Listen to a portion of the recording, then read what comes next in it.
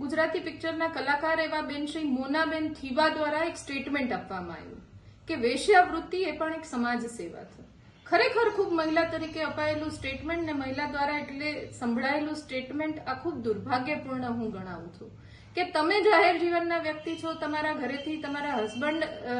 ધારાસભ્ય કક્ષાના વ્યક્તિ રહી ચૂક્યા છે, તમારા સસરા ધારાસભ્ય રહી ચૂક્યા છે, જાહેર જીવન સાથે તમારું આખો એ પરિવાર સંકળાયેલો છે અને તમે આવી વાત કરો કે વેશ્યાવૃત્તિ એ પણ એક સમાજ સેવા છે, તો હું માનું છું કે મહિલા તરીકે તમારે આના માટે આ સ્ટેટમેન્ટ માટે શરમાવવું જોઈએ. કારણ કે સંજોગો ને પરિસ્થિતિ કદાચ ગમે એ હશે, ઘણા સમય પછી ગુજરાતી પિક્ચરમાં તમારું પુનરાગમન થયું એના માટે તમને અભિનંદન પાઠવું છું. પણ જો આ પિક્ચરના પ્રમોશન માટે અપાયેલું સ્ટેટમેન્ટ હોય તો એ વખોડવા લાયક છે કે કોઈ પણ પ્રમોશન કરવા માટે